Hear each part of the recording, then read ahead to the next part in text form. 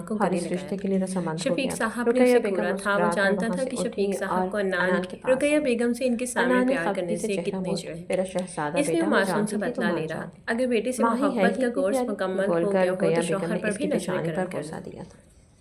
भूख लगी है, खफगी मुझे चंद खाना पल में लगा हवा दे। हुई। शफीक इसे साहब इन मुस्कुराकर दोनों को अपनी माँ को मसनूई गले खफगी लगाया। से देखकर शफीक बोले। साहब ने उसे घूरा रुकैया था। बेगम ने वो मुस्कुराकर जानता था कि उन्हें शफीक देखा। साहब को खाना बन अनान गया की है, मैं रुकैया लगाती बेगम हूँ से टेबल इसके पर। सामने तब तक प्यार करने हारिफ से भी आ कितने जाएगा। चिढ़े। ये इसलिए बोलकर वो वो दाएं मासूम जाने सा मौजूद बदला किचन में ले चली रहा। गई। अगर बेटे से मोहब्बत का और कोर्स शफीक मुकम्मल साहब हो ने गया हो लाउंज में तो मौजूद शौहर टीवी पर भी ऑन कर नजरें लिया करम था। कर। अनान को शरारत भूख सूझी लगी तो है, वो मुझे आगे खाना बढ़ा। लगा दे। शफीक पर्दावे साहब कदमों इन से अपने दोनों बाप को के पीछे मसनूई खड़ा खफगी होकर से झुका देखकर और बोले। सरगोशियाना अंदाज में रुकैया बोले, बेगम ने वैसे आपस की मुस्कुराकर बात है उन्हें देखा शफीक था। साहब।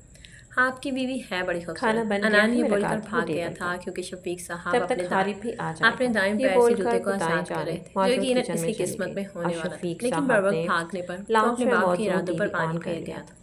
घटिया अनान को इंसान, शरारत मेरी सूझी बीवी तो को मेरे आगे सामने ही बढ़ा प्यार और दबे जताता है। कदमों से शफीक साहब अपने बड़बड़ाते बाप हुए के टीवी पीछे की खड़ा तरफ होकर झुका मुतवज्जो हो और गए। सरगोशियाना अंदाज में बोला, वैसे आपस की बात है शफीक साहब, हाँ आपकी बीवी है बड़ी खूबसूरत। अनान ये बोलकर भाग गया था क्योंकि अब्बासी शफीक हाउस को साहब जाफर अब अब्बासी अपने ने बड़ी दाएं मेहनत पैर से बनाया था। ان کا لکڑی کا ایک چھوٹا سا کارخانہ جہاں اسپورٹس کا سامان تیار ہوتا تھا۔ ان کی شادی ان کی چچا زاد عفیفہ بیگم سے ہوئی جو ان کے اور ان کے گھر والوں کے لیے باعث رحمت ثابت ہوئی۔ اللہ نے ان کو ایک بیٹے شفیق اور ایک بیٹی حلیمہ سے نوازا۔ شفیق صاحب کی شادی انہوں نے اپنے دوست کی بیٹی رقیہ سے کی تھی جو ایک ملنسار اور محبت کرنے والی بیوی ثابت ہوئی تھی۔ اللہ نے ان کو ایک بیٹے سے نوازا تھا۔ خوشی کو چند دن ہوئے تھے جب جعفر صاحب دل کا دورے کی وجہ سے چل بسے۔ ابھی گھر والوں کے لیے صدمہ تازہ تھا جب 5 مہینے بعد عفیفہ بیگم کی بلڈ کینسر کی وجہ سے وفات ہو گئی۔ دونوں بہن بھائی ایک دوسرے کی ہمت بنے اس صدمے سے نکلے تھے۔ شفیق صاحب نے محنت کر کے اپنے باپ کے کاروبار کو بلندیوں تک پہنچایا تھا اور اب وہ اسپورٹس کا سامان بنانے والی فیکٹری کے مالک تھے۔ 3 سال بعد اللہ نے ان کو دوسرے بیٹے سے نوازا تھا۔ بڑا بیٹا عنان جو 20 سال کا تھا اور یونیورسٹی میں زیر تعلیم تھا، جبکہ چھوٹا بیٹا حارب جو 17 سال کا تھا اور کالج میں FSc پری میڈیکل کر رہا تھا۔ بیٹی جیسی نعمت سے وہ محروم رہ گئے تھے۔ حلیمہ کی شادی انہوں نے اپنے چچا زاد بھائی کے بیٹے سے کی تھی جس کا نام عباس عالم تھا۔ عباس کا تعلق ایک متوسط طبقے سے تھا اور ان کی 2 بیٹیاں تھیں۔ بڑی مہسا جو یونیورسٹی مکمل کر کے اب انٹرنشپ پر یونیورسٹی میں لیکچر دیتی تھی اور خوش قسمتی سے عنان عباسی کی ٹیچر کے عہدے پر بھی فائز تھی۔ چھوٹی بیٹی نما عالم 15 سال کی تھی اور 9ویں جماعت کی طالبہ تھی۔ سب کزنس میں محبت بھری نوک جھوک چلتی رہتی تھی۔ 2 سال پہلے مہسا کی منگنی نمیر نامی انسان سے ہوئی تھی جس کے گھر والے کافی لالچی ثابت ہوئے تھے۔ 15 دن رہ گئے تھے شادی میں جب انہوں نے عباس صاحب سے ایک کار اور جہیز کا مطالبہ کیا۔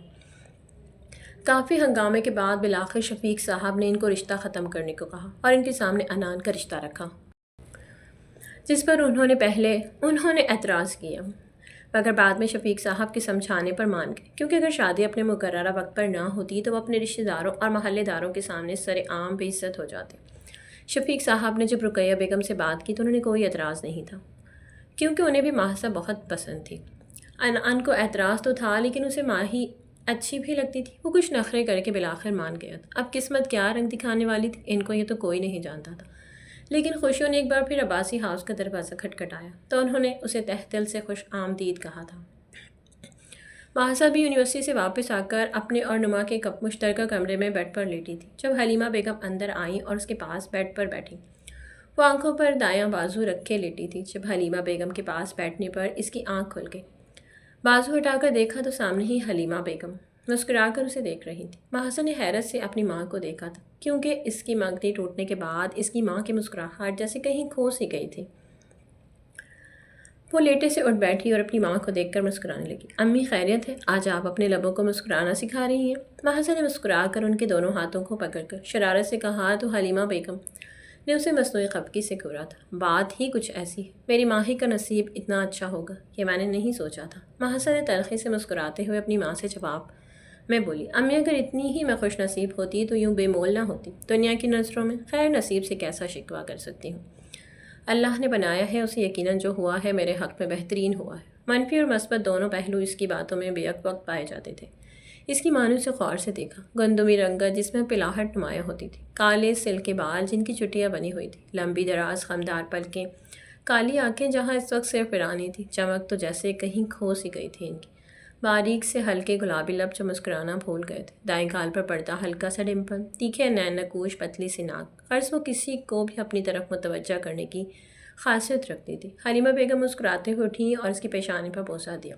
تم مجھ سے پوچھو کہ تم کتنے خوش نصیب ہو، تمہارے توسل سے خدا نے مجھے ممتا کے عہدے پر فائز کیا۔ خیر مجھے باتوں میں مت لگاؤ، مجھے تم سے بہت ضروری بات کرنی ہے۔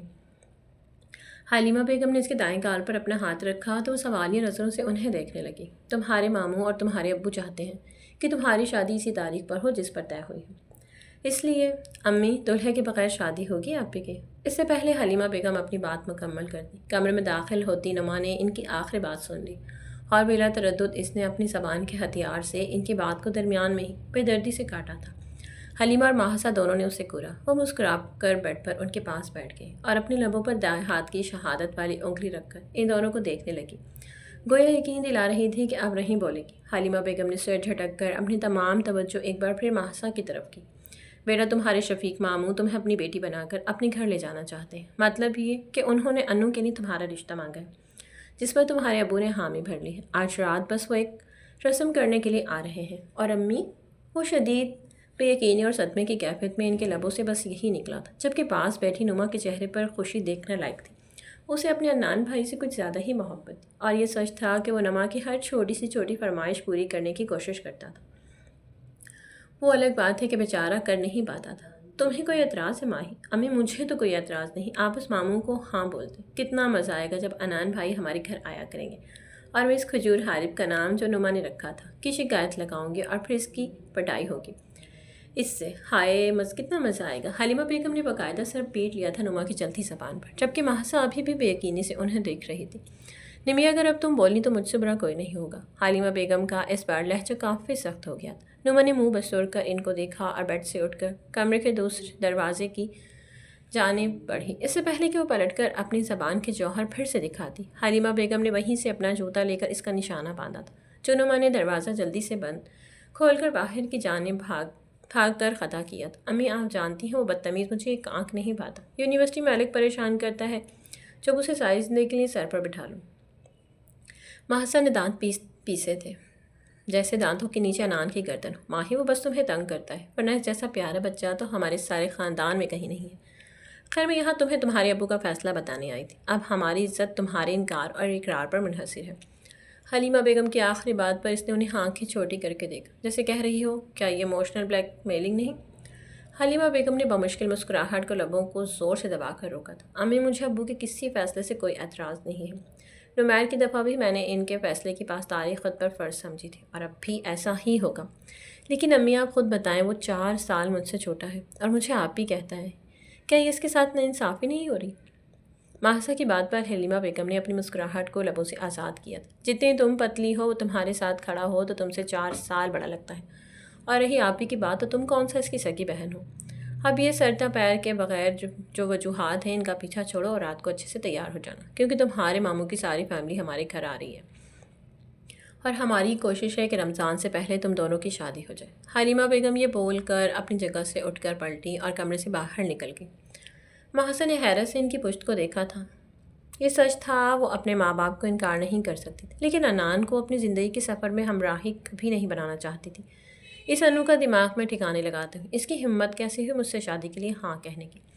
مہسا خود سے بڑبڑائی اور کمرے میں موجود ڈریسنگ ٹیبل پر رکھے اپنے موبائل کو اٹھا کر اس نے نمبر پلانے لگی۔ بیل تو جا رہی تھی لیکن کال وہ اٹھا نہیں رہا تھا۔ کب تک بھاگو گے نالائق انسان؟ تم آج گھر آؤ گے تو گھر تو آؤ گے، پھر دیکھتی ہوں میں تمہیں۔ مہسا خود سے بول کر کمرے میں موجود واش روم کی طرف چلی گئی۔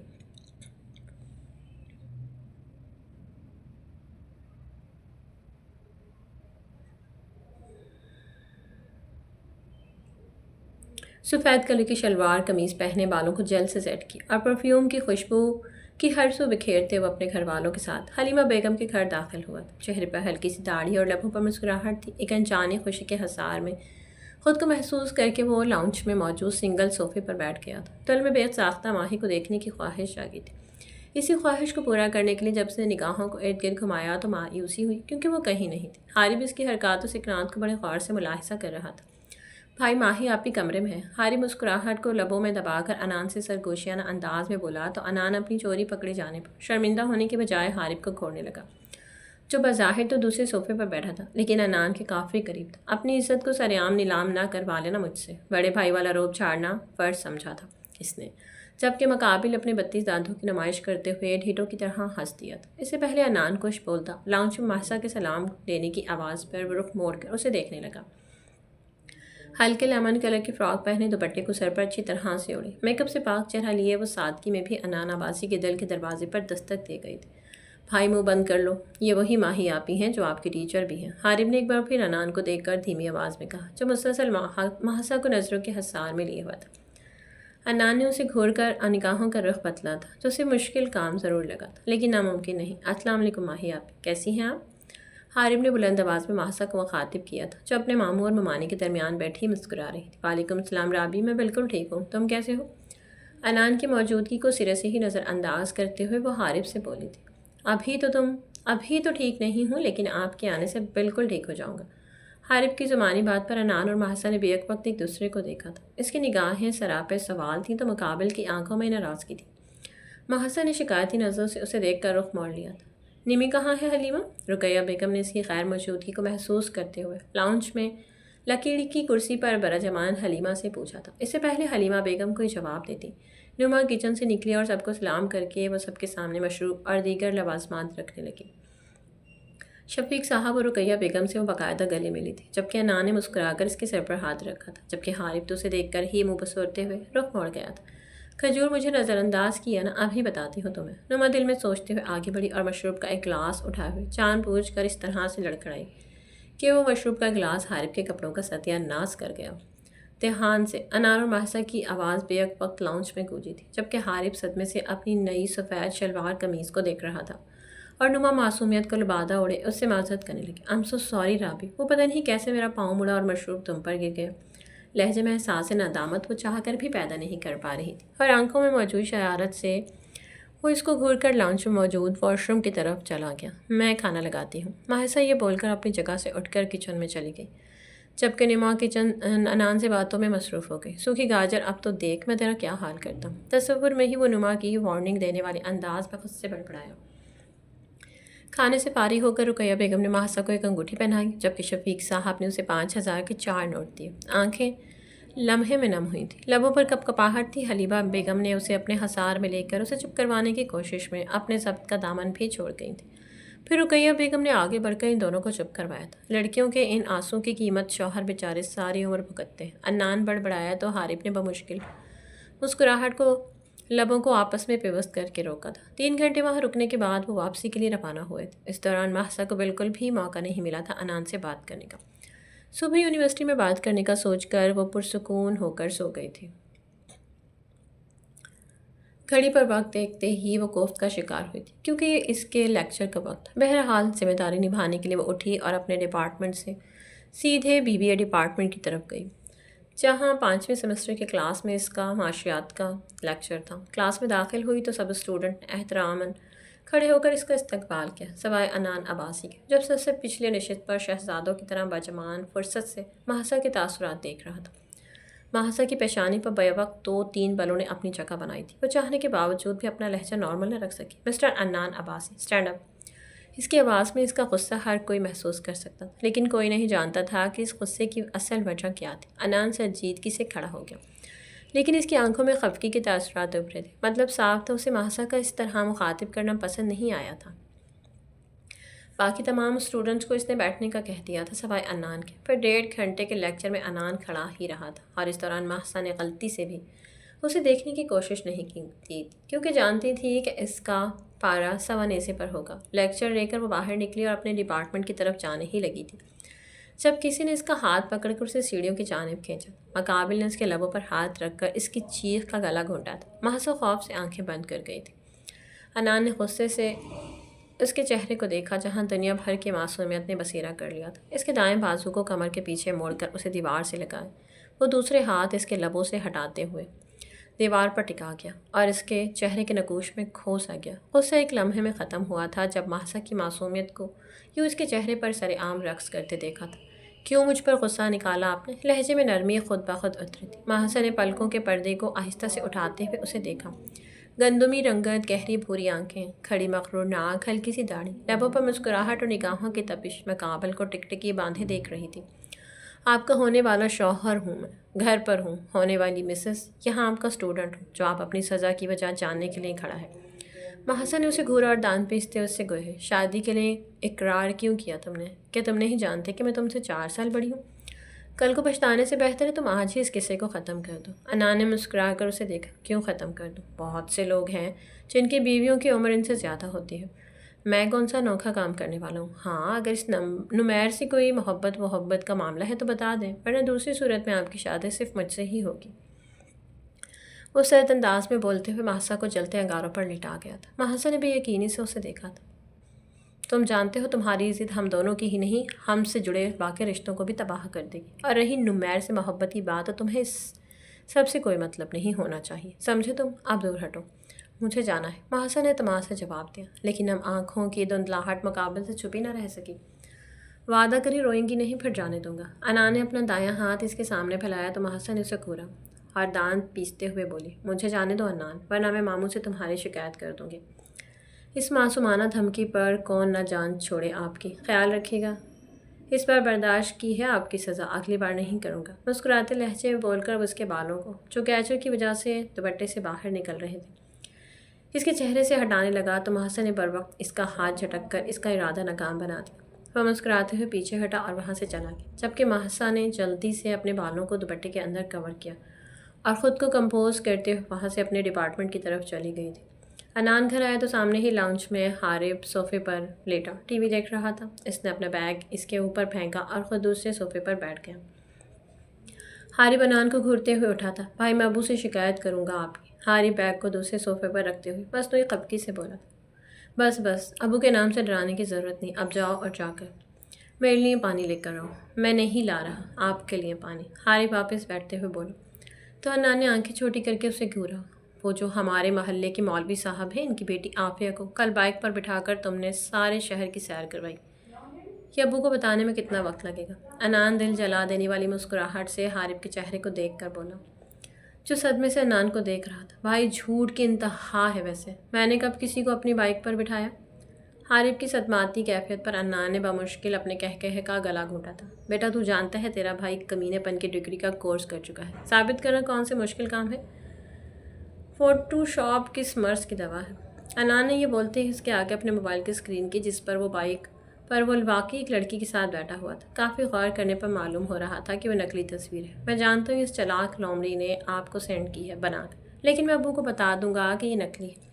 حارب کی بات پر انان دھیمی آواز میں بولا، بیٹا ہمارا باپ ثبوتوں پر غور کرنے سے پہلے سزا سناتا ہے، سوچ لے۔ اور دوسری بات، ہمارے باپ کا شمار ان معزز ہستیوں میں ہوتا ہے جو یہ جملہ فخر سے کہتے ہیں کہ ہاں یہ میری اولاد نہیں کیا ہوگا۔ بھائی اب آپ بلیک میل کر رہے ہیں مجھے، ایک جھوٹی بات ہے۔ حارب نے جذباتی پن کا لبادہ اوڑھنا چاہا تو انان نے مسکرا کر اپنے سر کو اسبات میں ہلایا۔ بھائی آپ جیسا بھائی تو اللہ کسی دشمن کو بھی نہ دے۔ حارب انان کو گھورتے ہوئے اٹھا اور دانت پیستے ہوئے کچن کی طرف جانے لگا، جب انان نے اسے روکا۔ رابی تم نیمی کو چلاک لومڑی کہنا بند کر دو، میری ہونے والی سالی ہے، دوہرا رشتہ بننے جا رہا ہے، خبردار جو کسی فضول نام سے اسے پکارا۔ کبھی کبھی نہیں، ہر بار آپ مجھے میرے ستیلے بھائی لگتے ہیں، قسم سے۔ ہاں بتایا تو تھا تجھے کہ ہم تجھے جو کچرے کا ڈھیر ہے نا، شہر سے باہر، وہاں سے لائے تھے، بڑی بری حالت تھی تمہاری، وہ تو ابو کو رحم آ گیا اور تم۔ انان کی چلتی زبان کو بریک لاؤنج میں داخل ہوتے شفیق صاحب کو دیکھ کر لگی، جو لاؤنج میں داخل ہوتے ان دونوں کی طرف ہی آ رہے تھے۔ حارب نے اس کی نظروں کا تعاقب کیا تو مسکراہٹ ضبط کرتا جان پوچھ کر اونچی آواز میں بولا، بھائی پھر کیا ہوا تھا؟ میرے ماں باپ نہیں تھے ملے آپ لوگوں کو؟ اب حارب کے چہرے پر دل جلا دینے والی مسکراہٹ تھی، جبکہ انان اسے گھور رہا تھا۔ شفیق صاحب نے ناسمجھی سے دونوں کو دیکھا اور قریب آتے ہوئے بولے، اس کے ماں باپ کے بارے میں بات ہو رہی ہے۔ شفیق صاحب کا لہجہ باروب ہونے کے ساتھ ساتھ دھیما اور نرمی اختیار کیے ہوئے تھا۔ انان نے التجائیہ نظروں سے حارب کو دیکھا جو مسکراہٹ ضبط کرتے اپنا سر نفی میں ہلا رہا تھا۔ ابو وہ بھائی، حارب ابو کے لیے پانی لاؤ، تب تک میں امی کو بلاتا ہوں، جو نرگس خالہ، ہمسایوں کی عورت کا نام، ان کے گھر گئی ہیں۔ انان موبائل کو ایک ہاتھ سے دوسرے ہاتھ میں لہراتے ہوئے بولا۔ حارب اس کی بات کا مطلب سمجھتے ہی منہ بسور کر کچن کی طرف چلا گیا۔ ابو میں امی کو بلا کر لاتا ہوں۔ شفیق صاحب سوالیہ نظروں سے انان کو دیکھ رہے تھے۔ جب انان یہ بول کر وہاں سے بھاگنے والے انداز میں باہر کی طرف گیا تھا، انتہائی کوئی ڈھیٹ اور نکمی اولاد ہے میری۔ شفیق صاحب بڑبڑاتے ہوئے حارب کی طرف متوجہ ہوئے جو کچن سے پانی لا رہا تھا۔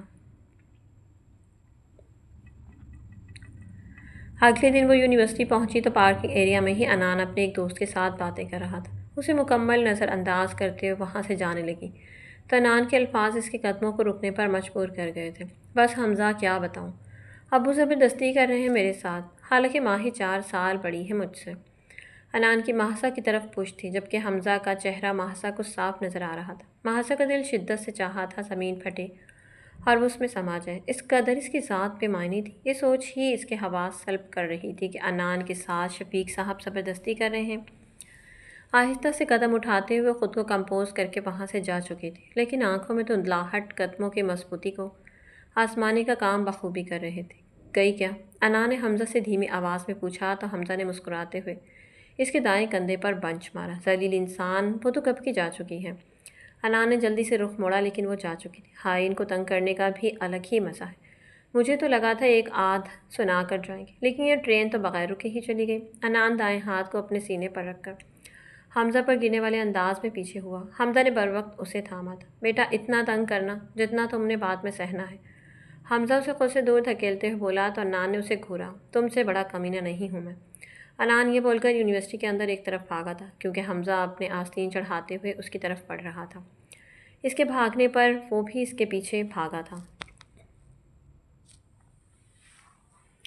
مہاسا نے اس دن کے بعد جیسے خاموشی اختیار کر لی تھی۔ شادی کی شاپنگ میں بھی وہ سر درد کا بہانہ بنا کر جانے سے ٹال دیتی تھی۔ وقت کا کام ہے گزرنا، سو وہ گزر ہی جاتا ہے، چاہے جیسا بھی ہو۔ مہاسا نے یونیورسٹی سے 1 ہفتے کی چھٹیاں لے لی تھیں۔ آج مہندی کا دن تھا اور ان دونوں کی مہندی کی رسم ایک ساتھ ہونی تھی۔ عباسی ہاؤس کو رنگ برنگی روشنیوں سے سجا کر اس گھر کی رونق کو دگنا کیا گیا تھا۔ حلیمہ بیگم کے سسرالی رشتہ دار بھی وہاں ہی موجود تھے۔ مہاسا پیلے رنگ کی فراک پر پھولوں کے زیور پہنے، دوپٹے کو سر پر اچھے سے سیٹ کیے، گلابی لپ گلوس لگائے بہت خوبصورت لگ رہی تھی۔ گندمی رنگت بنا میک اپ کی چمک رہی تھی۔ گلاب کی کمی پہلو میں بیٹھے انان نے پوری کر دی تھی، جو کسی ریاست کا لگ رہا تھا۔ گندمی رنگت بنا میک اپ کی چمک رہی تھی۔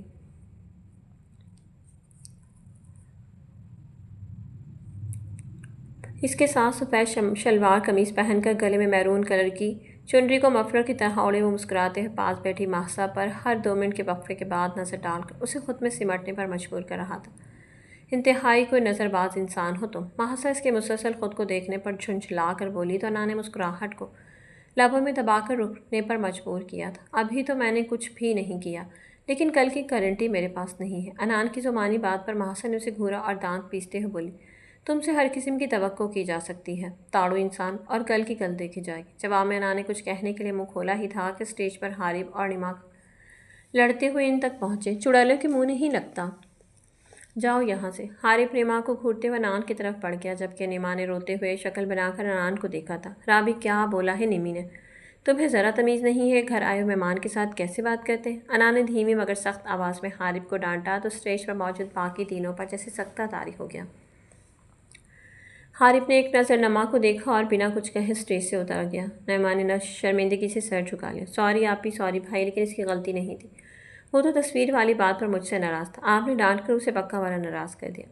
نما منہ بسور کر بولی تو انان نے مسکرا کر اسے دیکھا، جبکہ مہاسا نے اسے گھورا اور بنا اپنے دلہن ہونے کا لحاظ کیے وہ نمی کو سخت سخت سنانے لگی۔ نمی، شرم نام کی چیز تم میں نہیں ہے یا نہیں؟ چھوٹی ہو تم، اب جو تمہیں ہر چیز بتانی پڑتی ہے، اتنا خیال رکھتا ہے وہ تمہارا، اور تم اسے ہر بے وجہ ہی کسی بھی عتاب کا نشانہ بنواتی ہو۔ جاؤ اور جا کر سوری کرو اور اسے واپس یہاں لے کرو۔ مہاسا غصے کی وجہ سے سرخ ہو رہی تھی۔ انان نے مسکرا کر اس کے چہرے کو دیکھا تھا۔ چلو، گلال تو بکھرا گالوں پر، اب وجہ غصہ ہو یا حیا کیا فرق پڑتا ہے؟ انان خود سے بڑبڑایا تو نما اور مہاسا نے ناسمجھی سے اسے دیکھا۔ نمی، جلدی جاؤ اور رابی کو بلا کر لاؤ، ورنہ تمہاری آپی جن نظروں سے مجھے دیکھ رہی ہیں، مشکل ہے کہ میں تمہاری واپسی تک زندہ رہوں۔ انان ڈرنے کی ایکٹنگ کرتے ہوئے بولا تو نما مسکراتے ہوئے اسٹیج سے اتر کر حارب کی طرف چلی گئی۔ آئندہ اگر تم نے رابی کو بے وجہ ڈانٹا تو مجھ سے برا کوئی نہیں ہوگا، تمہارے لیے۔ مہاسا نے اسے گھورتے ہوئے وارننگ دی تھی، جبکہ انان مسکرا کر تھوڑا سا اس کی طرف جھکا اور بولا، یقین مانیے میرا، آپ سے زیادہ برا اس تقریب میں کوئی نہیں۔ مہاسا جو اس کے جھکنے کی وجہ سے تھوڑا سا پیچھے ہوئی تھی، اس کی بات پر اس کے نزدیک ہوئی، اسی کے انداز میں بولی، منع کر دو شادی سے، ابھی بھی وقت ہے تمہارے پاس۔ اس کی بات پر انان بمشکل اپنے اندر اٹھتے غصے کو ہاتھ کی مٹھی بنا کر کنٹرول کیا تھا، اور پھر بنا کچھ کہے اسٹیج سے اتر کر اپنے دوستوں کی طرف چلا گیا۔ مہاسا کی نظروں نے دور تک اس کا پیچھا کیا تھا۔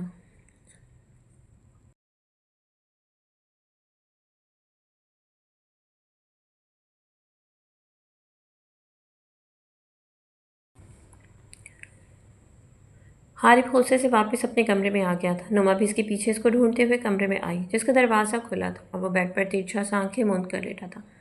نما نے آہستہ سے قدم بڑھایا اور گلا تک کرتے ہوئے بولی، رابی سوری۔ اس کی بات پر حارب نے کوئی جواب نہیں دیا۔ نما آگے بڑھی اور اس کا ہاتھ پکڑنے لگی تو حارب نے آنکھیں کھول کر اسے تقریباً خود سے دور دھکیلا۔ مجھے نہیں کرنی تم سے کوئی بات، جاؤ یہاں سے۔ حارب بہت کم غصہ کرتا تھا، لیکن جب کوئی بات اسے ہرٹ کرتی تھی وہ ایسا ہی رد عمل ظاہر کرتا تھا۔ وہ بمشکل خود کو سنبھالتے ہوئے بھی کنٹرول کھو دیتا تھا۔ نما نے آنکھیں زور سے بند کر لیں۔ وہ مجرمانہ انداز میں بولی، دیکھو تم میرے بیسٹ فرینڈ ہو، میں مانتی ہوں میں نے غلط کیا، بھائی کو تمہاری وہ تصویر دے کر، اور پھر بھائی نے تمہیں جو میری وجہ سے ڈانٹا اس کے لیے بھی سوری، جو بات تمہیں ہرٹ ہوئی اس کے لیے بھی سوری، آئندہ نہیں کروں گی نا ایسا کچھ، پکا پرامس، اب تو معاف کر دو مجھے۔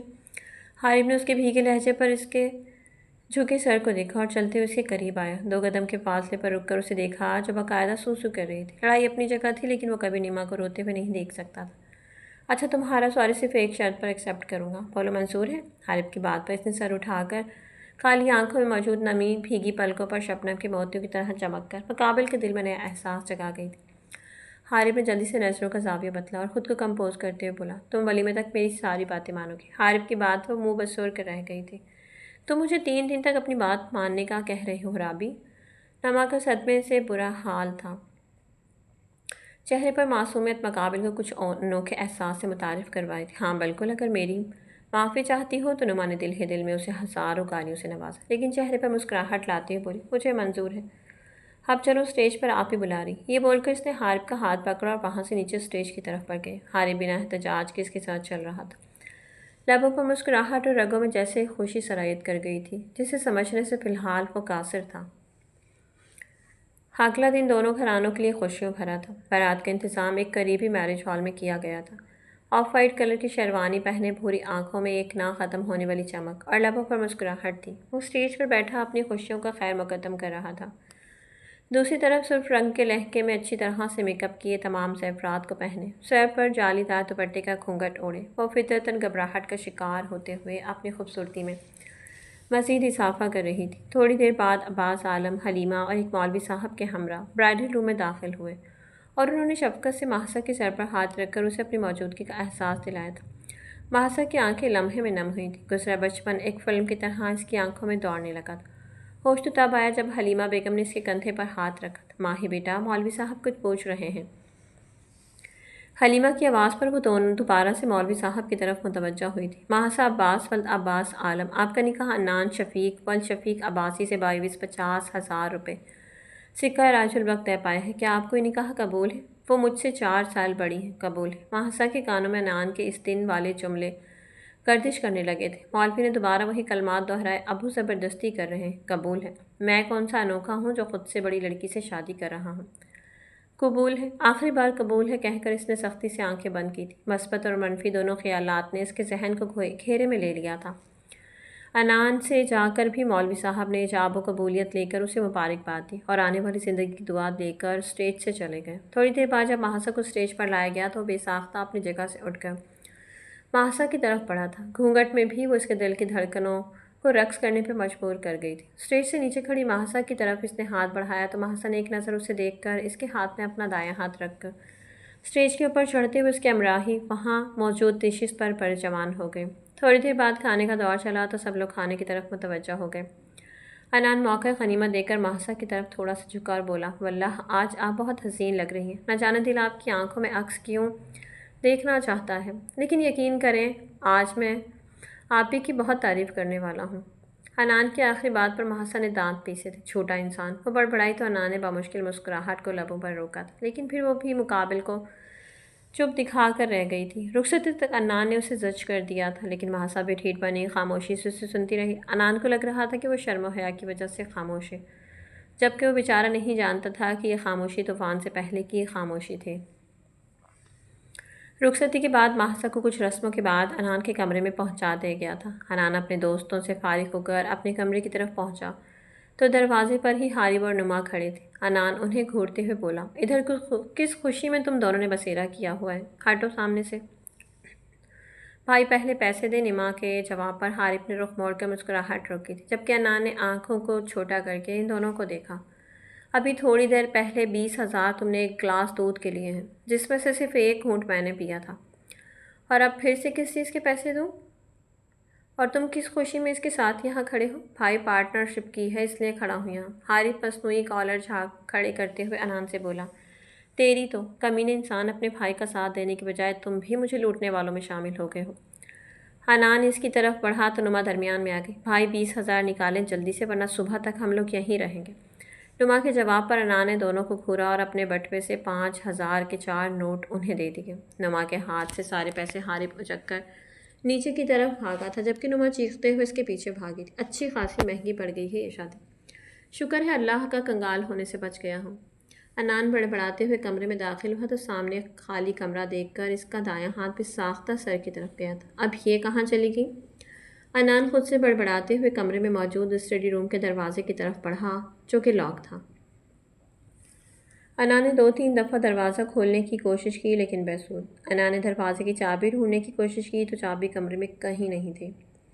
مہمانوں کے خیال سے وہ دروازہ کھٹکھٹانے سے گریز کر رہا تھا۔ ماہی دروازہ کھولی۔ انان دھیمی مگر سخت آواز میں اسٹڈی روم کے دروازے کے پاس جا کر بولا، لیکن جواب نہ دارد۔ انان نے غصے سے بند دروازے کو دیکھا اور پھر اپنا غصہ کنٹرول کرتے ہوئے واش روم کی طرف بڑھ گیا۔ شاور لے کر وہ بیڈ پر لیٹ گیا اور رات کو نہ جانے کون سے پہر اس پر نیند مہربان ہو گئی تھی تو وہ پرسکون ہوتے ہوئے سو گیا تھا۔ اگلی صبح کسی کے بری طرح جھنجھوڑنے اور زور زور سے بولنے کی آواز سے اسے نیند سے بیدار کیا تھا۔ وہ بمشکل اپنی غنودگی بھری آنکھیں کھول پایا تھا کہ میں حارب آپ کا بھائی۔ حارب انان کی آنکھوں کے سامنے دونوں ہاتھ لہراتے ہوئے جیسے کسی دیوانے کو باور کروانے کی کوشش کر رہا تھا۔ کون؟ وہ ابھی بھی نیند کی آغوش میں تھا۔ بھائی، میں آپ کا اکلوتا بھائی اور آپ کی اکلوتی بیوی کا اکلوتا دیور ہوں۔ حارب اس کے کان کے پاس جیسے چیخا۔ انان ہڑبڑاتے ہوئے اٹھا تھا اور سامنے حارب کو دیکھ کر غصے سے اسے گھورنے لگا۔ کیا ہے؟ صبح صبح کیوں میرے کان کے پردے پھاڑ رہے ہو؟ 12:15 ہو چکے ہیں بھائی، اور آپ کی ابھی بھی صبح ختم نہیں ہو رہی۔ حارب انان کے سامنے اپنی کلاٹ پر بندھی گھڑی کو دکھاتے ہوئے بولا۔ انان کو جھٹکا سا لگا تھا۔ گزری شب کے تمام سیاق و سباق اس کے ذہن کو مکمل بیدار کر گئے تھے۔ بے ساختہ اس نے کمرے میں اپنی نگاہیں دوڑائی تھیں، لیکن بے سود، وہ کمرے میں کہیں نہیں تھی۔ حارب نے مسکرا کر اسے دیکھا اور شرارت سے بولا، بھائی، ماہی بھابھی سب کے ساتھ نیچے ہیں اور ابو آپ کا نیچے لاؤنج میں شدت سے انتظار کر رہے ہیں۔ حارب کی بات پر وہ مسکرایا تھا۔ مطلب ناشتے پر میرا انتظار ہو رہا ہے؟ نہیں بھائی، وہ تو سب کر چکے ہیں کیونکہ ابو نے کہا تھا 10 بجے تک جو ناشتے کی میز پر ہوگا صرف اسے ہی ناشتہ ملے گا، اور اب آپ لیٹ ہیں، اس لیے آپ اب اپنے ولیمے کے کھانے کا انتظار کریں۔ انان کو جھٹکا لگا تھا۔ بکو مت۔ میں نہیں بک رہا بھائی، آپ نیچے آ کر خود دیکھ لیں۔ حارب یہ بول کر کمرے سے چلا گیا، جبکہ انان اٹھ کر واش روم کی طرف چلا گیا۔ وہ فریش ہو کر نیچے آیا تو سب کو خوشگپیوں میں مصروف دیکھا۔ اس نے شکایتی نظروں سے اپنی ماں کو دیکھا تھا اور پھر نما سے سلام دعا میں مصروف ہو گیا، جو مہسا کا ناشتہ عباس عالم کے ہمراہ لے کر آئی تھی۔ عباس عالم سے ملنے کے بعد وہ اپنی ماں کے پاس آیا۔ دولہا تو جیسے فالتو ہوتا ہے۔ وہ بڑبڑایا تو رقیہ بیگم نے مسکرا کر اس کے دائیں گال پر ہاتھ رکھا۔ میرا شہزادہ بیٹا، بیٹھو، میں ناشتہ لگاتی ہوں، رقیہ بیگم نے اسے پیار سے کہا، لیکن انان کی خفگی ہنوز برقرار تھی۔ رہنے دے امی، اب وقت ہی کتنا رہ گیا ہے، میں اپنے ولیمے میں ہی ڈنر کر لوں گا۔ انان کی بات پر شفیق صاحب جو رقیہ بیگم سے کچھ بات کرنے آ رہے تھے، اسے گھورنا نہیں بھولے تھے۔ اچھی سزا تجویز کی ہے خود کے لیے۔ ابو، انسان کو کم از کم اپنی شادی میں تو پروٹوکول ملنا چاہیے۔ اس کے شکایتی انداز پر شفیق صاحب مسکراتے ہوئے بولے تھے، اچھا جاؤ ناشتہ کر لو جا کر، تم یہاں بیٹھو، میں لاتی ہوں ناشتہ۔ رقیہ بیگم یہ بول کر کچن کی جانب چلی گئی تھی، جبکہ شفیق صاحب واپس لاؤنج میں چلے گئے تھے۔ امی، میں اکیلے ناشتہ نہیں کرتا، آپ کو معلوم ہے، اس لیے میرے ساتھ آپ ہی ناشتہ کریں، انان نے رقیہ بیگم سے کہا جو ناشتے کی ٹرے اس کے سامنے رکھ رہی تھی۔ میں تو ناشتہ کر چکی ہوں، البتہ اگر بات ساتھ نبھانے کی ہے تو جسے کل لے کر آئے ہو اس کے ساتھ کر لو۔ رقیہ بیگم ڈائننگ ٹیبل کی طرف آتی مہسا کو دیکھ کر بولی۔ انان نے بے ساختہ اس کی نظروں کا تعاقب کیا تھا۔ گلابی رنگ کے ریشمی سوٹ میں اس کی گندمی رنگت ہلکے سے میک اپ میں چمک رہی تھی۔ ہلکی سی جیولری میں وہ نئی نویلی دلہن ہی تو لگ رہی تھی۔ انان مبہوت سا اسے دیکھنے لگا۔ رقیہ بیگم نے گلا کھنکار کر اسے متوجہ کیا تو وہ ایک دم جیسے ہوش کی دنیا میں آیا تھا۔ رات کی بے عزتی کا احساس مہسا کو دیکھ کر ہی شدت سے اونچ آیا تھا۔ ماہی بیٹا، آپ بھی ناشتہ کر لو، میں تب تک آپ کے ماموں کی بات سن کر آتی ہوں۔ رقیہ بیگم یہ بول کر چلی گئی اور وہ انان کے ساتھ والی کرسی پر بیٹھ گئی۔ دونوں اطراف خاموشی تھی۔ چند لمحے انتظار کرنے بعد مہسا نے ناشتے کی ٹرے اپنی جانب کھسکائی اور اپنے لیے ناشتہ نکالنے لگی۔ انان کو اس کا نظر انداز کرنا ایک آنکھ نہیں بھا رہا تھا۔ گرما گرم حلوہ پوری، پائے، سفید چنے دیکھ کر انان کا معدہ زور زور سے پکانے لگا، لیکن وہ ڈھیل پنا مہسا کو گھورنے لگا جو اس سے مکمل بے نیاز کھانے میں مصروف تھی۔ رات کو کیا بدتمیزی کی تم نے؟ انان بے ساختہ آپ سے دم پر آیا تھا، جبکہ مہسا نے آرام سے چائے کے کپ سے ایک چسکی لے کر اسے میز پر رکھا اور بولی، بدتمیزی نہیں تھی، وہ بس میں تمہاری شکل نہیں دیکھنا چاہتی تھی۔ مہسا کا انداز نارمل تھا، لیکن اس کے الفاظ انان کو جلتی آگ پر دھکیل رہے تھے۔ تم حد سے بڑھ رہی ہو ماہی۔ انان کو وہ خوبصورت لگ رہی تھی، لیکن زبان کے نشتر اس کو زہر لگ رہے تھے۔ مہسا، عباس عالم نام ہے میرا، وہ انان سے بولتے ہوئے ایک نوالا منہ میں ڈالنے لگی تو انان نے اس کا ہاتھ تھام لیا۔ ہاں ماہی، نہیں بلکہ مہسا انان عباسی، انان نے اطمینان سے کہا اور اس کے ہاتھ سے نوالا لے کر اپنے منہ میں ڈال لیا۔ مہسا نے تل ملا کر ہاتھ کھینچا تھا۔ بدتمیزی مت کرو ٹھر کے انسان، ابھی تو شروعات ہے مسز، آگے آگے دیکھو ہوتا ہے کیا۔ حنان کی زبانی بات پر محسا کے چہرے کا رنگ متغیر ہوا تھا۔ وہ نہ سمجھ نہیں تھی جو اس کی بات کا مطلب نہ سمجھ سکتی۔ زیادہ خوش فہمیاں پالنے کی ضرورت نہیں ہے۔ وہ اپنے لہجے کی لرزش پر چاہتے ہوئے بھی قابو نہ پا سکی۔ خوش فہمیاں کیسے مسز؟ صحیح فہمیاں ہیں۔ دیکھ لو کس حیثیت سے میرے سامنے نہیں بلکہ میرے قریب موجود ہو۔ انان اپنی ناشتہ نکالتے ہوئے بولا تو محسا نے صرف اسے گھورنے پر اکتفا کیا اور اپنی چائے کا مگ لے کر وہاں سے لاؤنج میں نما کے پاس چلی گئی تھی۔ انان سر ہلاتا کچھ سوچتے ہوئے ناشتے میں مصروف ہو گیا تھا۔ ولیمے کی تقریب بھرپور انداز میں منعقد کی گئی تھی، جہاں انان کے قہقہوں نے محسا کا دل جلایا تھا۔ محسا لوگوں کے باتوں کو سنتے ہوئے بھی خاموش تھی اور زبردستی مسکراہٹ کو لبوں پر لا کر اپنی خود ساختہ تکلیف میں اضافہ کر رہی تھی۔ اس کا دل یہاں سے کہیں بہت دور جانے کا کر رہا تھا، کیونکہ یہاں سب مصنوعی تھا۔ تقریب ختم ہونے کے بعد محسا اور انان عباس عالم کے گھر چلے گئے تھے۔ تھوڑی دیر سب گھر والوں کے پاس بیٹھ کر وہ کمرے میں آ گئی تھی۔ بیڈ پر بیٹھی وہ شدید بیزاری کے حصار میں خود کو محسوس کرتے ہوئے پرنوشنے والے انداز میں اپنا زیور اتار رہی تھی۔ جب انان اندر آیا، رائل بلو کلر کے پینٹ کوٹ میں اس کی اونچی لمبی ہائٹ واضح ہو رہی تھی، لیکن محسا نے اسے ایک نظر دیکھنا بھی گوارا نہیں کیا تھا۔ وہ بیڈ پر گرنے والے انداز میں لیٹا اور بیڈ سے نیچے ٹانگیں لٹکائے محسا کو دیکھنے لگا، جس کے چہرے پر شدید بیزاریت چھائی ہوئی تھی۔ بہت تھک گیا آج تو، انان جان بوجھ کر تھکن کو اپنے لہجے میں سمونے کی ناکام کوشش کرنے لگا، جبکہ محسا نے اسے گھورا اپنا لہنگا سنبھالتے ہوئے بیڈ سے اترنے لگی جب انان نے غیر ارادی طور پر اس کا ہاتھ تھام لیا۔ کیا ہے ماہی، یہ خواہ کی ناراضگی کب تک جاری رہے گی؟ محسا کی آنکھوں اور لہجے میں ناگواری کی تیز لہر امڑ آئی۔ یہ خواہ کی ناراضگی نہیں ہے انان عباسی، اس کی بہت مضبوط وجہ ہے۔ وہ اپنا ہاتھ چھڑانے کی کوشش میں ہلکان ہو رہی تھی، جب مقابل اپنے گرفت کو مضبوط کرتے ہوئے اٹھ کر اس کے مقابل آیا تھا۔ کیا وہ وجہ تمہاری نزدیک اتنی اہم ہے کہ تم ہمارا رشتہ سرے سے ماننے سے ہی انکار کر رہی ہو؟ تم نے شاید اپنے کان بند کیے ہوئے تھے، لیکن میری ابھی سننے کی صلاحیت بالکل ٹھیک ہے۔ اس صلاحیت سے محروم تھا کیونکہ آنکھوں میں تمہارا چہرہ اور تمہاری قربت حواس سلب کر چکی تھی۔ تم بہت خوبصورت لگ رہی تھی۔ انان نے آنکھوں اور لہجے میں محبت سموئے اپنی شہادت کی انگلی سے اس کے پرخم لبوں کو چھوا تو مقابل کو جیسے کرنٹ سے لگ گیا تھا۔ وہ حواس باختہ سے اٹھنے لگی تو انان نے اس کے ہاتھ کو جھٹکا دے کر اپنی طرف کھینچا۔ لمحوں کا جادو سر چڑھ کر بول رہا تھا۔ کھینچنے کی وجہ سے کچھ چوڑیاں محسا کی کلائی میں ہی ٹوٹ گئی تھیں۔ وہ مسلسل اس کے سینے پر ہاتھ رکھے اسے خود سے دور کرنے کی سعی کر رہی تھی۔ انان کی قربت پر اس کا دل وحشت زدہ ہو رہا تھا۔ اسے یہ سب کچھ بالکل اچھا نہیں لگ رہا تھا۔ اللہ جانے وہ کون سے لوگ ہیں جو 3-4 شادیوں کی خواہش دل میں رکھتے ہیں۔ میں تو ایک کروا کر ہی تھک گیا ہوں۔ انان اس کے کان کے قریب سرگوشی انداز میں بولا اور جان بوجھ کر اپنے لبوں کا لمس اس کے کان کی لو پر چھوڑا تھا۔ محسا نے اس کی سانسوں کی تپش اپنے رخساروں پر محسوس کی تو اس کا چہرہ ایک پل میں گلابی ہوا تھا۔ گلال کو گویا بہانہ مل گیا تھا۔ دھڑکنوں کا شور کمرے میں موجود خاموشی کو توڑ رہا تھا۔ دھڑکنوں کی روانگی معمول سے ہٹی تو سانسوں میں بے ترتیبی خود بخود آنے لگی اور وہ وحشت زدہ سی ہو کر انان کی آنکھوں میں دیکھنے لگی، جہاں جذبات کا سمندر ٹھاٹھے مار رہا تھا۔ زیادہ دیر وہ اس کی آنکھوں میں دیکھنے کی ہمت نہیں کر سکی تھی، اس لیے لہجے کو التجائیہ بناتے ہوئے بولی تھی، مجھے چھوڑ دو انان، پلیز دور رہو مجھ سے۔ انان کو اس کے الفاظ کو یا اپنی توہین محسوس ہوئے تھے۔ وہ غصے سے محسا کو گھورنے لگا۔ اگر میری جگہ وہ نمیر ہوتا تو کیا اس سے بھی یہی سب کہہ رہی ہوتی تم؟ انان کے لہجے میں جلن کا احساس واضح طور پر ابھرا تھا، لیکن محسا اس احساس کو محسوس کرنے کی کوشش ہی نہیں کر رہی تھی۔ محسا نے اسے گھورا اور دانت پیس کر بولی،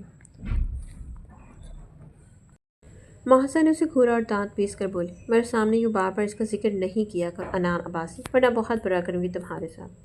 اب چھوڑو مجھے۔ لو چھوڑ دیا۔ انان نے بولتے ہی اس کا بازو اپنی گرفت سے آزاد کر دیا تھا۔ وہ اٹھنا چاہتی تھی بیڈ سے، لیکن اٹھنے کی ہمت خود میں مفقود پا رہی تھی۔ ٹوٹی چوڑیوں کے ٹکڑے بیڈ پر بکھرے گئے تھے۔ یہ سب وہی تھا ماہی جو تم شادی کے بعد چاہتی تھی۔ انان نے جیسے اس پر طنز کیا تھا۔ ہاں لیکن تم سے نہیں چاہا تھا۔ محسا بے ساختہ بولی تھی، لیکن جلد ہی اپنی زبان دانتوں تلے دبا کے اور انان کو دیکھنے لگی جو اب سنجیدگی سے اسے دیکھ رہا تھا۔ اپنی زندگی کو تم اپنے ہاتھوں سے برباد کر رہی ہو، میری بات یاد رکھنا تم۔ انان یہ بول کر کمرے میں موجود واش روم کی طرف چلا گیا، جبکہ پیچھے بہت ساری سوچوں نے محسا کو اپنے حصار میں لے لیا۔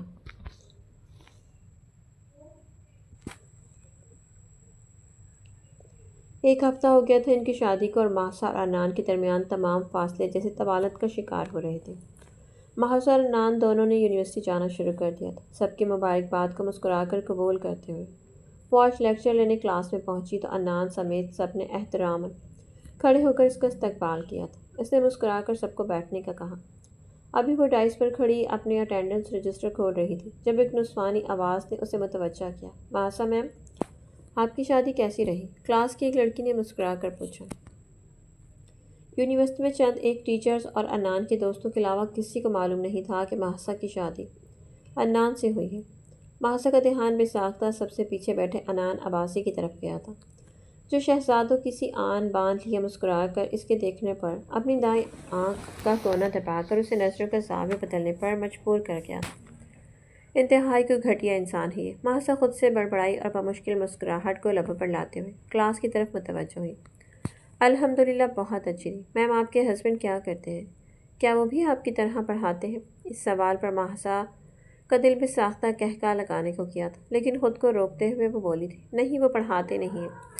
اب آپ سب کے سوالات ختم ہو گئے ہوں تو لیکچر کی طرف دھیان دیں، کیونکہ 2 دن بعد رمضان شروع ہو رہا ہے، اور میری کوشش ہے رمضان میں پڑھانے کی بجائے میں آپ کے ٹیسٹ لوں تاکہ آپ کے سیشنل کو کور کیا جا سکے۔ ماہسا نے سنجیدگی کا لبادہ اوڑھا تو ساری کلاس سنجیدہ ہو گئی تھی، سوائے عنان عباسی کے، جو ریڈو کی طرح اسے زج کر رہا تھا۔ جیسے ہی لیکچر کے دوران ماہسا کی نظر اس پر پڑتی، وہ کبھی آنکھ مار کر اور کبھی فلائنگ کس کر کے اس کے چہرے کو متغیر کر رہا تھا۔ لیکچر ختم ہوتے ہی وہ اپنے ڈپارٹمنٹ کی طرف چلی گئی تھی، جبکہ عنان حمزہ کے ساتھ کیفے چلا گیا تھا۔ ویسے انو، تو انتہا کا کوئی ذلیل انسان ہے۔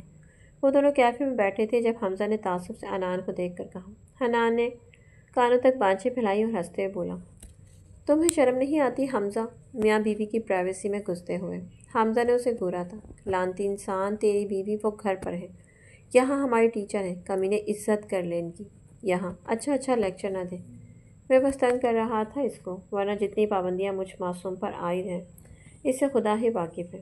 حنان نے آخری بات دھیمی آواز میں کہی تھی تاکہ حمزہ سن نہ سکے، جبکہ حمزہ اسے گھور رہا تھا۔ کیا بول رہے ہو؟ پاگل ہو گئے ہو کیا؟ نہیں، کچھ نہیں، یونی کی آف ٹائمنگ ہو گئی ہے اور مجھے تمہاری بھابھی کو لے کر گھر پر جانا ہے، ورنہ ابو کے جوتے سرے بازار مجھ معصوم پر تلوار کی طرح چلیں گے۔ عنان گھڑی پر وقت دیکھتے ہوئے حمزہ کو اللہ حافظ بول کر پارکنگ میں کھڑی اپنی گاڑی کی طرف چلا گیا تھا۔ ابھی اسے گاڑی میں بیٹھے 10 منٹ ہی ہوئے تھے جب ماہسا کار کا دروازہ کھول کر فرنٹ سیٹ پر بیٹھی تھی۔ عنان نے مسکرا کر اس کے چہرے کو دیکھا تھا، جہاں ناراضگی کے تاثرات واضح طور پر نمایاں ہو رہے تھے۔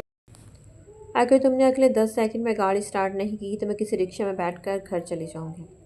عنان نے مسکرا کر نظروں کا زاویہ بدلا اور گاڑی سٹارٹ کر دی، کیونکہ ماہسا نے رخ موڑ لیا تھا۔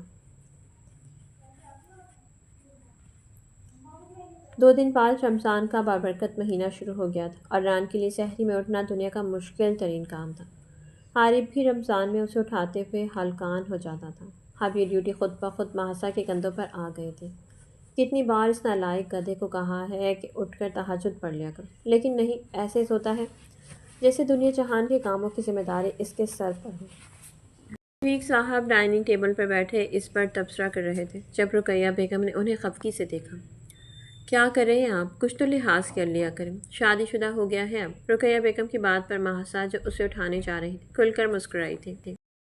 ہاں جناب، وزیر اعظم بن گئے ہیں نا، شادی کروا کر، جو ان کا لحاظ کیا کرو۔ شفیق صاحب بڑبڑاتے ہوئے سحری کے کھانے کی طرف متوجہ ہو گئے تھے، جبکہ رقیہ بیگم نے تعصب سے اپنا سر نفی میں ہلایا تھا۔ وہ کمرے میں آئی تو کمرہ اندھیرے میں ڈوبا ہوا تھا۔ اس نے سب سے پہلے کمرے کی لائٹ آن کی اور بیڈ کی طرف دیکھا، جہاں وہ دنیا جہان سے بے خبر بیڈ سے بایاں بازو لٹکائے اوندا ہو کر سو رہا تھا۔ ماہسا نے وہیں سے اسے آواز دی تھی، اٹھ جاؤ، 3:30 ہو گئے ہیں اور 4 بجے تک سحری کا وقت ہے۔ لیکن اس کی یہ کوشش بے سود رہی۔ پھر وہ نزدیک آئی اور دوبارہ وہی الفاظ دہرائے، لیکن وہ شاید پورا استبل بیچ کر سویا تھا۔ ماہسا نے اسے جھنجھوڑنے کی کوشش کی تو ایک دم اس نے کروٹ بدلی تو ماہسا بامشکل اس کے اوپر گرتے ہوئے بچی تھی۔ موندی آنکھوں کو کھول کر اس نے ماہسا کو دیکھا، جو اس کے اوپر تقریباً جھکی ہوئی تھی۔ ہزاروں طریقے ہیں شوہر کو جگانے کے، لیکن تم اس معاملے میں بہت نالائق ثابت ہوئی ہو۔ محاسا نے بمشکل دھڑکتے دل کو سنبھال کر خود کو اس کی گرفت سے آزاد کروایا تھا۔ تم انتہا کے فضول اور ٹھڑکی انسان ہو۔ محاسا نے اسے گھورا تھا۔ شکر کرو یہ ٹھڑک پن تمہیں دیکھ کر ہی اندر سے نکلتا ہے، ورنہ لڑکیوں کی کمی نہیں ہے دنیا میں۔ انا نے شرارت سے بیڈ گراؤنڈ سے ٹیک لگا کر کہا تو محاسا نے غصے سے اسے گھورا۔ تم سے کچھ بھی کہنا بھینس کے آنکھیں بین بچانے کے مترادف ہے۔ محاسا تعصب سے بول کر کمرے سے جانے لگی تو وہ آواز بلند پیچھے سے مسکراتے لہجے میں بولا تھا، اظہار محبت کر لو بیوی، قسم سے برا نہیں مانوں گا۔ محاسا پاؤں پٹکتی کمرے سے چلی گئی تھی۔ ٹھیک 5 منٹ بعد وہ بھی جمائیاں لیتے ہوئے ڈائننگ ٹیبل پر سحری کرنے کے لیے موجود تھا، اور سحری کے ساتھ ساتھ وہ اپنے باپ کے لیکچر کو ڈھیٹوں کی طرح ہنستے ہوئے سن رہا تھا۔ یا اللہ، اتنا ڈھیٹ انسان ہے، ماموں کے سامنے بھی کیسے تاڑ رہا ہے، گھٹیا ہے ایک نمبر کا، لحاظ ہی کوئی نہیں اسے تو۔ محاسا نے دل میں سوچا، پھر سر جھٹک کر سحری میں مشغول ہو گئی۔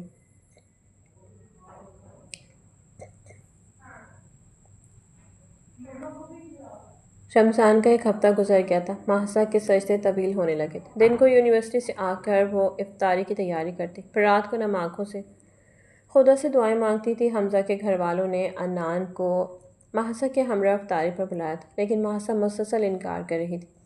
میں نہیں جا رہی تمہارے ساتھ کہیں بھی، وہ تکیے کو دائیں ہاتھ سے سیٹ کرتے ہوئے بیزاری سے بولی تو عنان نے اسے گھورا اور تنبیہی انداز میں بولا، ماہی مجھ پر یہ بڑوں والا روب نہ جمایا کرو۔ محاسا ڈریسنگ ٹیبل کے سامنے چلی گئی اور اپنے بالوں کو کنگھی کرنے لگی۔ تم سے بڑی ہی ہوں، وہ بھی پورے 4 سال۔ تندی انداز میں بہت کچھ عنان کو جتا گئی تھی۔ عنان اسے گھور کر آگے بڑھا اور اسے شانوں سے پکڑ کر آئینے کے سامنے کیا۔ اب ان دونوں کا عکس آئینے میں نمایاں ہو رہا تھا۔ اب بتاؤ کتنی بڑی ہو تم؟ عنان کے اس رد عمل پر وہ کچھ پل کے لیے گڑبڑا گئی تھی، پھر پلکوں کو تھوڑی سی زحمت دیتے ہوئے اس نے آئینے میں دونوں کے عکس کو دیکھا تھا۔ وہ اس کے اونچے قد کے سامنے واقعی چھوٹی سی گڑیا لگ رہی تھی۔ فضول گفتگو سے پرہیز کرو تم۔ محاسا اس کے ہاتھ شانوں سے ہٹانے کی صحیح کرنے لگی تو مقابل نے اپنی گرفت مضبوط کر دی۔ نہیں، آج بتا ہی تو تم، کون بڑا ہے؟ عنان اب اسے تنگ کرنے کے موڈ میں تھا۔ محاسا خفیف سی ہو گئی تھی اس کی شرارت پر، لیکن دل میں پھر سے بے یقینی کی لہر اٹھی تھی۔ اس نے دوبارہ سے اس کے ہاتھ اپنے شانوں سے ہٹانے کی کوشش کی تو عنان نے ہاتھ ہٹا کر اس کے گرد حصار باندھ دیا اور اس کے کندھے پر تھوڑی ٹکا کر اسے دیکھنے لگا۔ عنان، بدتمیزی نہیں کرو۔ محاسا چاہتے ہوئے بھی اپنی آواز کی لرزش پر قابو نہ رکھ سکی۔ اٹھتی گرتی پلکوں، لبوں کی کپکپاہٹ اور چہرے پر چھائی سرخی سے مقابل کے جذبات آنکھوں میں چمک بن کر ابھرے تھے۔ بہت محبت کرتا ہوں تم سے ماہی، مان جو اس بات کو اور ہٹا دو ان پابندیوں کو جو تمہیں مجھ سے ابھی تک دور رکھے ہوئے ہیں۔ اتنا مت ستاؤ اپنے دیوانے کو، وہ جذبات کی دھنوں پر رقص کرتا بھول جائے۔ وہ اس کے کانوں میں سرگوشیاں کر رہا تھا، لیکن محاسا کو اس کے تمام جذبات بے معنی لگ رہے تھے۔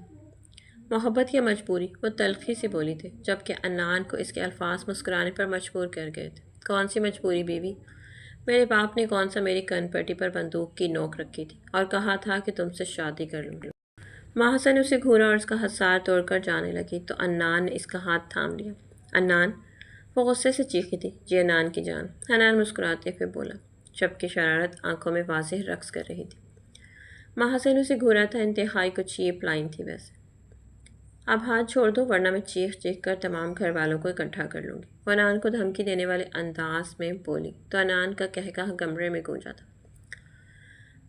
ویسے بڑا برا آئیڈیا نہیں، چلو دونوں مل کر چیختے ہیں۔ جب سب گھر والے اکٹھے ہو جائیں گے تو پھر تم ان کو بتانا کہ ہم چیخ کیوں رہے تھے، ٹھیک ہے؟ عنان کا انداز ابھی تک سنجیدگی سے دور تھا۔ میری زندگی تو برباد کر چکے ہو، اب کیا جان سے مارنا چاہتے ہو؟ محاسا کا انداز بس پائی اختیار کر گیا تھا۔ یہ فقط تمہاری خود ساختہ سوچیں ہیں ماہی، اپنے دماغ کے دروازوں کو کھولو اور دیکھو ہماری یہ دنیا کتنی حسین ہے۔ یہ بول کر عنان نے اسے جھٹکا دے کر اپنی جانب کھینچا تھا۔ وہ کٹی پتنگ کی طرح اس کے حصار میں آئی تھی۔ حیا اور بے یقینی کے جذبات نے جیسے محاسا کو اپنی جگہ ساکت کر دیا تھا۔ نکاح میں واقعی اتنی حدت ہوتی ہے کہ ہم اپنے ہمسفر کو چاہنے پر مجبور ہو جاتے۔ بولتے ہوئے اس نے محاسا کو شانوں سے پکڑ کر اپنے قریب کیا اور اس کی پیشانی پر اپنی محبت کا لمس چھوڑتے ہوئے پیچھے ہوا تھا۔ بہت بری طرح سے اس کی محبت کی دلدل میں گرا ہوں، نکلنا بھی چاہوں تو سانس رکنے لگتی ہے۔ تم چاہتے ہو نا میں تمہارے ساتھ حمزہ کے گھر جاؤں، تو پلیز مجھے چھوڑ دو۔ اور اپنے لفظوں کو ضائع مت کرو کیونکہ ان کا مجھ پر کوئی اثر نہیں ہوگا۔ ماہی تم جان بوجھ کر زندگی کو مشکل بنانے کی کوشش کر رہی ہو، انا نے تعصب سے کہا تھا۔ میری زندگی مشکل نہیں بدترین ہو چکی ہے، تمہاری وجہ سے۔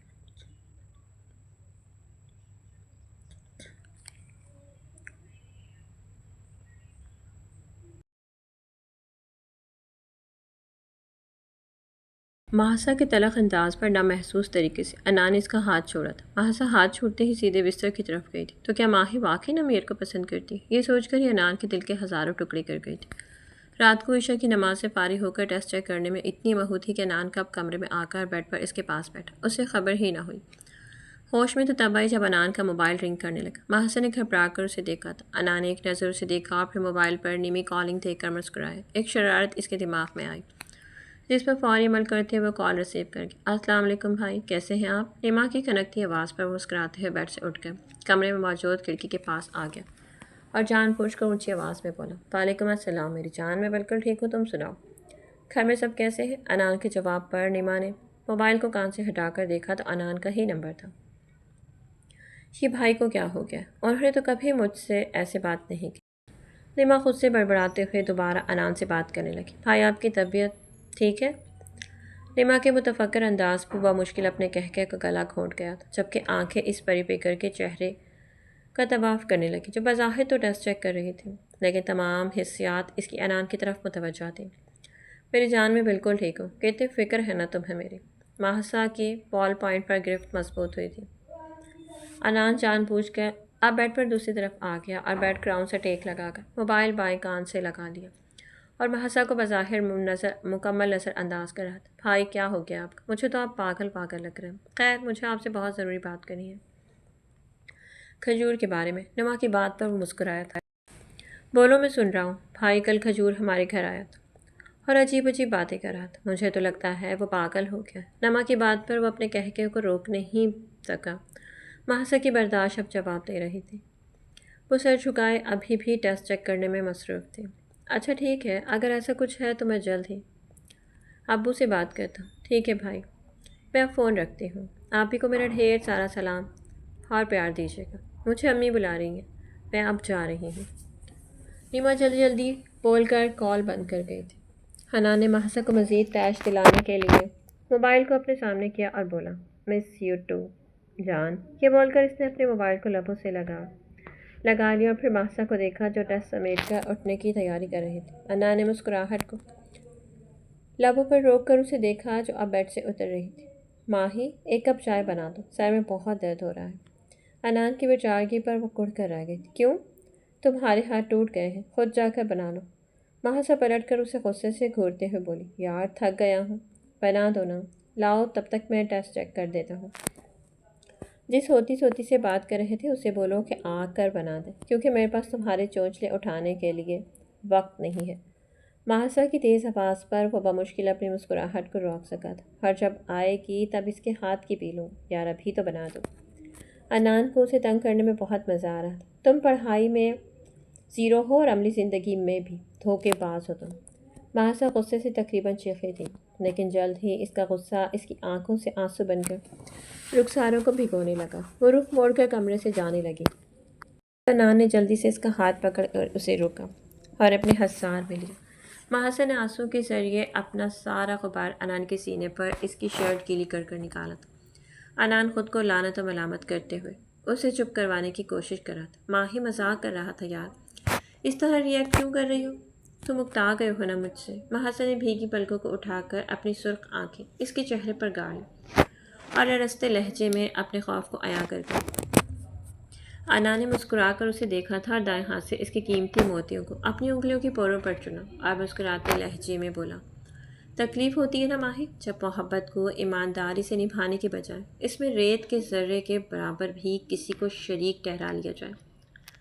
مجھے بھی تکلیف ہوتی ہے یہ سوچ کر ہی کہ تمہارے دل میں صرف نمیر رہتا ہے، تو جلد یا بدیر میں تمہیں تمہاری محبت لوٹا دوں گا۔ انان کے سنجیدہ انداز پر مہاسا نے بے یقینی سے اسے دیکھا۔ انان، کیا تم مجھ پر اعتبار نہیں کرتی؟ اس سوال پر انان زخمی سے مسکرایا تھا۔ تم نے اعتبار کی ڈور کو تھمایا کب تھا میرے ہاتھوں میں جو تم یہ سوال کر رہی ہو؟ انان مہاسا سے دور ہوتے ہوئے بولا تھا۔ میں جانتا ہوں تمہارا بھی جرأت عمل تھا، وہ فطری تھا۔ کوئی بھی بیوی اپنے شوہر کو کسی کے ساتھ ایسے بات کہتے ہوئے برداشت نہیں کر سکتی، لیکن میں تمہیں بتا دوں کہ اس وقت میں نمی سے بات کر رہا تھا۔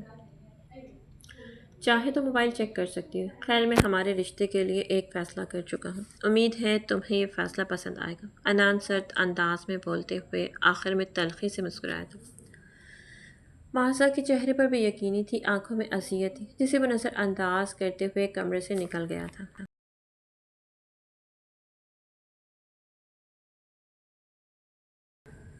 رات کے تقریباً 12:30 بجے وہ گھر واپس آیا تھا۔ دل و دماغ میں ایک عجیب سی جنگ چھڑ گئی تھی۔ وہ تھک چکا تھا خود سے لڑتے اور دل کو سمجھاتے ہوئے، جو اب بھی ظالم محبوب کی چاہ کر رہا تھا، جس کے دل پر کوئی اور نقش تھا۔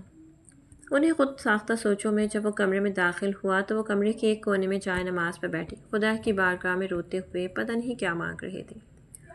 عدنان رخ موڑ کر بیڈ کی جانب چلا گیا اور لیٹ کر آج کی تمام باتوں کو سوچنے لگا۔ سوچوں کی گردش مہسا کی چوڑیوں کی کھنک نے ختم کی۔ وہ بیڈ پر بیٹھی اور لب کچلتے ہوئے عدنان کو دیکھنے لگی، جو آنکھوں پر دایاں بازو رکھے لیٹا تھا۔ امی کی کال آئی تھی تھوڑی دیر پہلے، کل انہوں نے افطاری پر بلایا ہے۔ مہسا نے لرزتے لہجے میں بات مکمل کی، لیکن مقابل نے کوئی جواب نہیں دیا۔ کیا منع کر دوں ان کو؟ مہسا نے پھر سے پوچھا، تو عدنان نے اس بار اپنا بازو ہٹایا اور سنجیدگی سے بولا، ابو کے ساتھ چلی جانا کیونکہ میرے پاس وقت نہیں ہے۔ عدنان یہ بول کر رخ موڑ گیا، جبکہ مہسا نے بے بسی سے اس کی پشت کو دیکھا تھا۔ ماموں نے کہا ہے کہ تم ساتھ جاؤ گے۔ عدنان نے پلٹ کر اسے گھورا تھا، تو ماموں کی بھانجی بتا دیتی کہ ان کے بیٹے کے پاس وقت نہیں ہے۔ دیکھو غلط بیانی نہیں کرو، کل تمہارا کوئی ٹیسٹ نہیں ہے، اس نے کہا تم میرے ساتھ جاؤ گے۔ ایک شرط ہے میری، عدنان نے موقع غنیمت جان کر مہسا کے چہرے کی طرف دیکھ کر کہا۔ مہسا نے اسے گھورا اور گھبراتے ہوئے بولی، کیسی شرط؟ تم۔ عدنان نے اس کا چہرہ دیکھا جو بہت زیادہ سرخ ہو چکا تھا۔ بمشکل اپنی ہنسی کو روکتے ہوئے اتنا ہی بولا، جب مہسا تھوک نکل کر اسے دیکھنے لگی، میں؟ تم میرے سیشنل میں پورے مارکس لگاؤ گے، مطلب پورے 25، نہ ایک زیادہ نہ کم۔ عدنان کی بات پر مہسا نے اسے گھورا تھا، میں ایسا کچھ نہیں کروں گی، نالائق انسان۔ مہسا کی بات پر عدنان نے اس کا بازو پکڑ کر اپنی جان طرف کھینچا تو وہ مشکل خود کو اسے ٹکرانے سے روک سکی تھی۔ تو پھر کیا خیال ہے؟ آج رات کے بارے میں؟ عدنان اس کی پلکوں کی لرزش، لبوں کی کپکپاہٹ اور چہرے پر موجود سرخی کو دیکھ کر محفوظ ہو رہا تھا۔ مہسا اس کے سینے پر ہاتھ رکھے ہوئے اسے چند انچ کے فاصلے پر اپنی منتشر ہوتی دھڑکنوں کو سنبھالنے کی ناکام کوشش کر رہی تھی۔ اس کی طرف دیکھنے کی ہمت وہ چاہ کر بھی نہیں کر پا رہی تھی۔ مجھے؟ میرا مطلب ہے میں لگا دوں گی پورے مارکس، اب چھوڑو۔ مہسا تیزی سے بولی تو عدنان نے مسکرا کر اس کا بازو چھوڑ دیا۔ وہ جلدی سے پیچھے ہوئی تھی، ایک نمبر کے گھٹیا انسان ہو تم۔ مہسا نے اسے گھورا تھا، ہاں بالکل، تمہارے ماموں کا بھی یہی خیال ہے، ماموں کی بھانجی۔ عدنان مسکراتے ہوئے کروٹ بدل گیا تھا۔ مہسا نے مسکرا کر اس کے پشت کو دیکھا تھا۔ اس کے سارے ٹیسٹ بہت اچھے تھے اور سب میں ہی تقریباً فل مارکس تھے، بس اس کے باپ کے سامنے وہ نالائق مشہور تھا، کیونکہ ان کی نظر میں عدنان لاپرواہ تھا، اس لیے۔ مہسا نے مسکرا کر اس کے پشت کو دیکھا تھا اور پھر اسی مسکراہٹ کو لبوں پر سجائے وہ نیند کی وادیوں میں چلی گئی تھی۔ میاں بیوی کا رشتہ ہوتا ہی شاید ایسا ہے، جہاں اگر ایک پل لڑائی ہوتی ہے تو دوسرے ہی پل محبت اس لڑائی جھگڑے کے نقوش کو مٹا دیتے ہیں۔ ذرا سی عزت اور اعتبار اس رشتے کو سب رشتوں سے منفرد بنا دیتا ہے۔ بعض دفعہ اس رشتے میں محبت کی نہیں بلکہ اعتبار کی ضرورت ہوتی ہے، جو اگر ذرا سا بھی ڈگمگا جائے تو رشتے کو کمزور ہونے میں وقت نہیں لگتا، لیکن یہی اعتبار اگر چٹانوں کی سی سختی لیے ہوئے ہو تو محبت اور عزت کی حیثیت ثانوی رہ جاتی ہے۔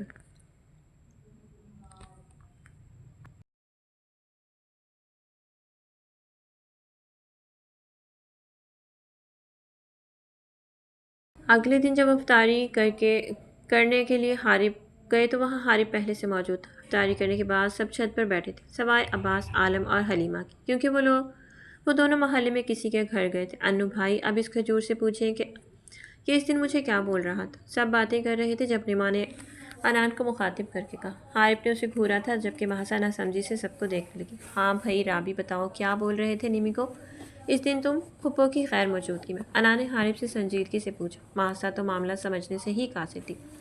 بھائی وہ؟ حارب نیما کو گھور کر عدنان کو دیکھنے لگا، جس کے چہرے پر اس وقت صرف سنجیدگی تھی۔ کوئی مجھے بتائے گا کہ ہو کیا رہا ہے یہاں؟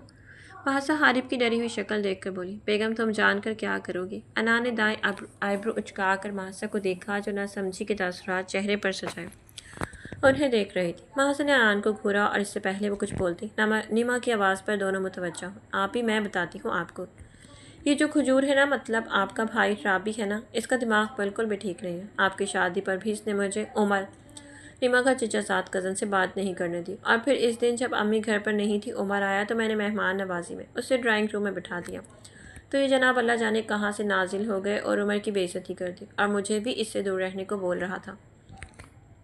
خود تو اتنے افیئرز ہیں اس کے، اور نبی بس کر دو، کتنا جھوٹ بولتی ہو۔ اس نے تمہارا ہاتھ پکڑنے کی کوشش کی تھی جو تمہیں خود بھی اچھا نہیں لگا تھا، اس لیے میں نے اس کی انسلٹ کی تھی۔ حارب نیما کو ٹوک کر اسے گھورنے لگا۔ انا نے مسکرا کر دونوں کو دیکھا جبکہ محسا ابھی بھی نہ سمجھی سے دونوں کو دیکھ رہی تھی۔ میرا ہاتھ تھا، تمہیں اتنی تکلیف کیوں ہو رہی تھی؟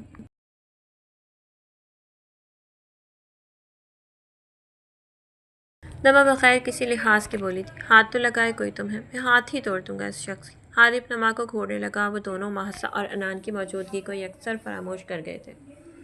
کیوں توڑو گے؟ میں تمہارے دانت توڑ دوں گی کھجور، اگر تم نے عمر کو کچھ بھی کہا تو۔ بس خاموش ہو جاؤ تم دونوں، اور خبردار کسی کی آواز بھی نکلی ورنہ مجھ سے برا کوئی نہیں ہوگا۔ محسا دونوں کانوں پر ہاتھ رکھ کر غصے سے ان دونوں کو گھور کر بولی تھی، جو اب شریفوں کی طرح خاموش ہوتے ہوئے انان کو مدد طلب نظروں سے دیکھ رہے تھے۔ انتہائی بچکانہ حرکتیں کرتے ہو تم دونوں، میری بات دھیان سے سن لو تم دونوں۔ دونوں نے اب لڑائی کی، فضول باتوں پر تو میں تم دونوں سے بات نہیں کروں گی۔ محسا نے دھیمی مگر سخت آواز میں دونوں کو باور کروایا تھا۔ نما اور حارب نے ایک دوسرے کو دیکھا اور پھر یک زبان ہو کر بولے، سوری آپی، ٹھیک ہے، آئندہ دھیان رکھنا اس بات کا۔ محسا مسکراتے ہوئے بولی تو انان نے اسے ایک نظر دیکھا اور چھت کی دیوار کی طرف چلا گیا۔ گھر نہیں جانا کیا؟ تھوڑی دیر بعد اسے اپنے پیچھے سے محسا کی آواز سنائی دی، رابی محبت کرتا ہے نمی سے، اور یہ محبت اس کی آنکھوں اور عمل میں موجود ہے، اس سے پہلے کہ وہ اسے حاصل کرنے کے لیے کوئی غلط قدم اٹھائے۔ تم پھوپھو سے بات کرو اور میں ابو سے بات کرتا ہوں، ان دونوں کا نکاح کروا دیا جائے۔ انان پینا اس کی طرف دیکھے بولا تو محسا نے حیرانگی سے اس کی پشت کو دیکھا تھا۔ تم اتنے وثوق سے کیسے کہہ سکتے ہو یہ محبت ہے؟ اٹریکشن بھی تو ہو سکتی ہے۔ محسا کی بات پر وہ پلٹ کر اسے دیکھنے لگا۔ محبت محسوس وہی کر سکتے ہیں جو اس دلدل میں گرے ہوئے ہوں، جو احساس سے عاری انسان ہو۔ محبت کو کیا پہچانے گا؟ انان کے طنزی انداز پر وہ لب بھینچ گئی تھی۔ میں چاہتا ہوں ہماری طلاق سے پہلے ان کا نکاح ہو جائے تاکہ بعد میں کوئی ایشو نہ ہو۔ الفاظ تھے یا نشتر جو محسا کو خود میں پیوست ہوتے محسوس ہوئے تھے۔ بے یقینی سے وہ لڑکھڑاتے ہوئے 2 قدم دور ہوئی تھی، تو گویا وہ فیصلہ کر چکا تھا۔ تم مجھے طلاق دو گے؟ شدید بے یقینی اور کرب سے اس کے لبوں سے الفاظ ٹوٹ کر نکلے۔ تم نمیر سے محبت کرتی اور میری محبت اس بات کی اجازت ہی نہیں دیتی کہ میں تم سے تمہاری ساری خوشیاں چھین لوں۔ انان خود پر ضبط کیے بہت مضبوطی سے اپنی بات کہہ گیا تھا۔ تم یہ کیسے سوچ سکتے ہو مجھے اس شخص سے محبت ہوگی جس سے رشتہ جڑنے کی وجہ سے میں ہمیشہ بے سکون رہی تھی؟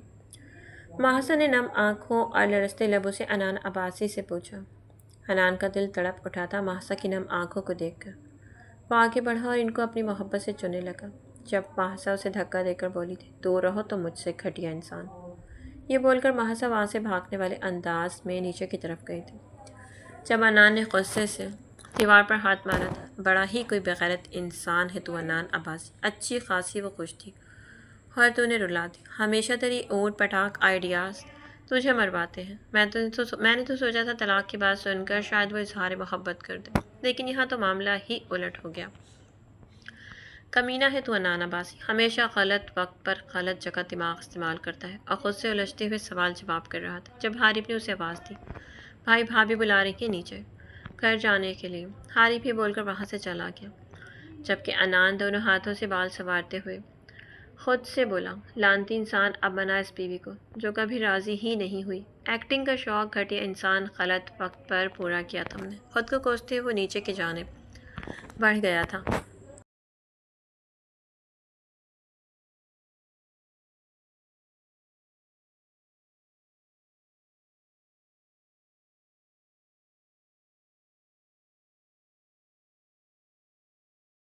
عید کے تیسرے دن ہاری پورنیما کا نکاح طے پایا تھا۔ سب گھر والوں کو محسا اور انان نے راضی کر لیا تھا، جبکہ ہاری پورنیما اب بھی بغیر کسی لحاظ کے لڑنا شروع ہو جاتے تھے۔ رمضان کے دن کافی تیزی سے گزرے تھے۔ محسا اور انان کے درمیان موجود سرد مہری اور خاموشی کو سب گھر والوں نے نوٹ کیا تھا۔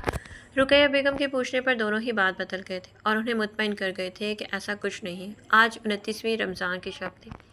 سب افطاری کے بعد لاؤنج میں ٹی وی کے آگے موجود تھے، جہاں مفتی منیب الرحمان صاحب رویت ہلال کمیٹی کے اجلاس کی نمائندگی کر رہے تھے۔ محسا کچن میں سب کے لیے چائے بنا رہی تھی۔ وہ چائے بنا کر لاؤنج میں آئی تو سب ایک دوسرے کو مبارکباد دے رہے تھے۔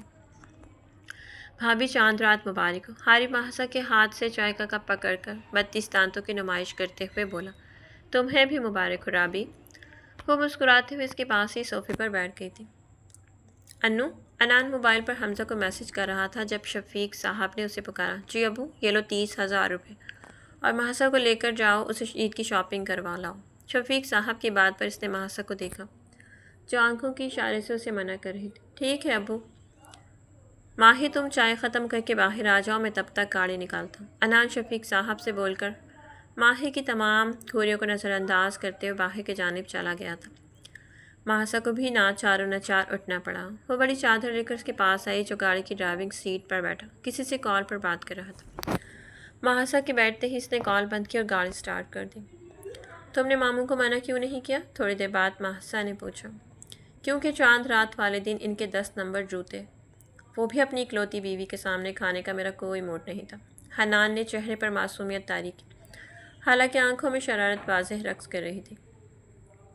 اس کی بات پر محسا لب بھیج گئی۔ اس کے بعد شاپنگ مال تک ان دونوں کے درمیان خاموشی نے راج کیا تھا۔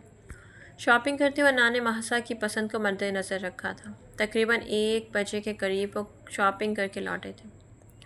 محسا فریش ہو کر کمرے میں آئی تو انان پورے بیڈ پر ٹانگیں پھیلائے لیٹا تھا۔ محسا نے اسے گھورا تھا جو آنکھیں بند کر کے مسکراہٹ کو لبوں پر سجائے۔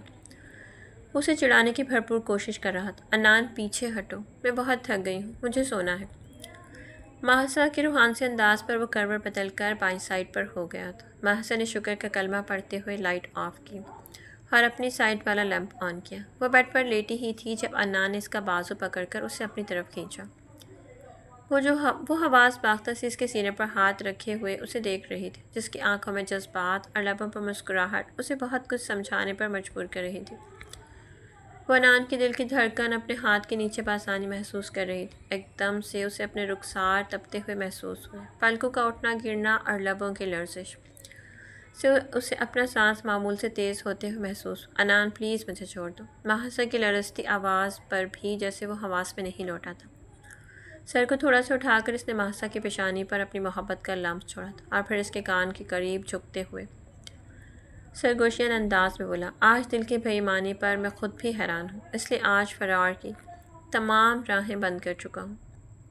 میں دل تمہاری قربت کا خواہاں ہے اور دل و دماغ تمہیں اپنا بنانے پر راضی۔ تمہارے چہرے پر بکھرے کوسے قضا کے رنگ مجھے آج ساری حدود کو توڑنے پر اکسا رہے ہیں، اور یقین مانو تمہارے چہرے پر حیا کے رنگ بہت دل فریب ہے۔ حنان اسی کانوں میں طلسم پھونکتا کروٹ بدل کر سائڈ لیمپ آف کر گیا تھا۔ اگلے دن وہ عید کی نماز پڑھ کر آیا۔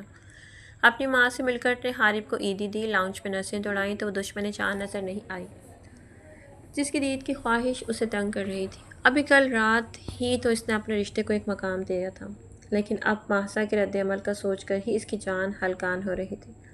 تھوڑی دیر وہ اپنی ماں کے ساتھ غائب دماغی سے بات چیت کرنے کے بعد اوپر چلا آیا۔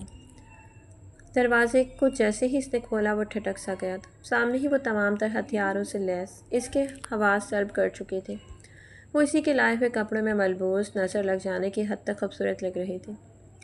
عید مبارک۔ انان جلدی سے خود کو کمپوز کرتے ہوئے اندر آیا اور اس سے 4 قدم دور کھڑے ہو کر مسکراتے ہوئے بولا، تمہیں بھی عید مبارک۔ جواب میں اس نے بھی دھیمی مگر خفگی بھری آواز میں کہا اور جان بوجھ کر ڈریسنگ کی چیزیں ادھر ادھر کرنے لگی۔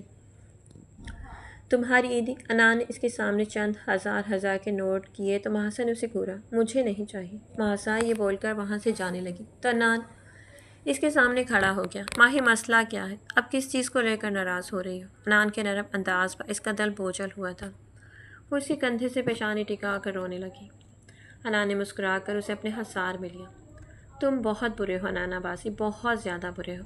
تمہیں میری کوئی پرواہ نہیں ہے۔ اس کی بات پر عدنان نے مسکراہٹ کو لبوں پر روکا اور اس کے بال کو سہلانے لگا۔ اوکے، آئی ایم سوری، تم نے مجھ سے شادی سے انکار اس لیے کیا تھا نا کیونکہ میں تم سے 4 سال بڑی ہوں۔ ماموں نے زبردستی ہاں کہلوائی تھی تم سے۔ محاسا نے تھوڑی دیر بعد اس کی آنکھوں میں دیکھ کر کہا تو عدنان نے حیرت سے اس کا چہرہ دیکھا۔ اگر میں انکار کرتا تو کیا یہ شادی ہو سکتی تھی؟ عدنان کے الٹا سوال کرنے پر اس نے عدنان کو گھورا۔ میں نے خود تمہیں حمزہ سے باتیں کرتے ہوئے سنا تھا جب تم بول رہے تھے کہ ماموں تمہارے ساتھ زبردستی کر رہے ہیں۔ اور بس کرو یار، کتنا بولتی ہو تم۔ عدنان نے اس کی سرخی سے مزین لبوں پر اپنی شہادت کی انگلی رکھی اور مسکراتے لہجے میں بول کر مقابل کو خاموش کروا گیا تھا۔ وہ صرف تمہیں تنگ کرنے کے لیے بولا تھا تاکہ تم مجھ سے لڑتی، لیکن مجھے کیا معلوم تھا کہ اس بات کو تم نے انا کا مسئلہ بنایا ہوا ہے، تو کہ تمہارے گریز کی یہ وجہ تھی۔ عدنان کے جواب پر اس کا دل سرشار ہو گیا تھا۔ اسے اپنے اندر سکون اترتا محسوس ہوا تھا۔ وہ سچ بول رہا تھا کیونکہ اس نے اپنے ہر عمل سے اس کے سامنے اپنی محبت ظاہر کرنے کی کوشش کی تھی۔ میں خود کو تم پر مسلط نہیں کرنا چاہتی تھی اور تم مجھے اس گھٹیا نمیر کے طعنے دیتے تھے۔ ایک اور شکوہ لبوں سے آزاد ہوا تو عدنان نے مسکرا کر اسے اپنے حصار میں لیا، پھر دائیں ہاتھ کی 2 انگلیوں کو اس کی تھوڑی کے نیچے رکھا اور اس کا چہرہ اوپر اٹھاتے ہوئے خمار آلود لہجے میں بولا، اور جو یوں بند سنور کر میرے حواس گم کر چکی ہو، اس کا کیا؟ عدنان، تم مجھ سے واقعی محبت کرتے ہو نا؟ عدنان نے مسکرا کر اسے دیکھا اور محبت بھرے لہجے میں بولا، میری آنکھوں میں جھانک لو، اگر عکس تمہارا ہوا تو یاد رکھنا کہ تم عدنان عباسی کا عشق بن چکی ہو اور اس عشق کو لفظوں کے سہارے کی ضرورت نہیں ہے۔ اس کی بات پر ایک شرمگین مسکراہٹ نے اس کے لبوں کا احاطہ کیا تھا۔ اعتبار کرتے ہو نا مجھ پر؟ کیا اعتبار کے بغیر محبت ممکن ہے؟ وہ اسے معتبر کر رہا تھا اپنے لفظوں سے زیادہ۔ وہ لہجے سے مقابل کو اپنا بنا چکا تھا۔ لیکن میں تو اب بھی تم سے ناراض ہوں، محاسا شرارت سے بولی تو عدنان نے اس کی پیشانی سے اپنی پیشانی ٹکائی اور مدھم لہجے میں بولا، اس ناراضگی پر کون نہ مر جائے۔ عدنان شرارت سے بولا تو محاسا مسکراتے ہوئے پیچھے ہٹ گئی۔ میری عیدی، محاسا نے حق سے اس کے سامنے ہاتھ بڑھایا تھا، پورا عدنان عباسی۔ عدنان اس کا ہاتھ تھامتے ہوئے بولا تو محاسا نے اسے گھورا۔ وہ اسے حصار میں لینے لگا تو وہ چیپ سی گئی۔ ویسے تو مجھے مجبور کر رہی ہو کہ ہم عید یہیں گزار دیں۔ عدنان کی معنی خیز بات پر اس نے عدنان کو گھورا تو عدنان کا قہقہہ کمرے میں گونجا تھا۔ عید کی خوشیوں نے انہیں اپنے حصار میں لے لیا تھا۔ اعتبار کی منزلیں طے کرتے ہوئے وہ دونوں ایک دوسرے کو مکمل کر گئے تھے۔ عید نے ان دونوں کو ان کی خوشیاں لوٹا دی تھیں۔ کچھ گلے شکوے جو ان کو تھے آپس میں سلجھا کر انہوں نے اپنے رشتے کو کمزور ہونے سے بچا لیا تھا۔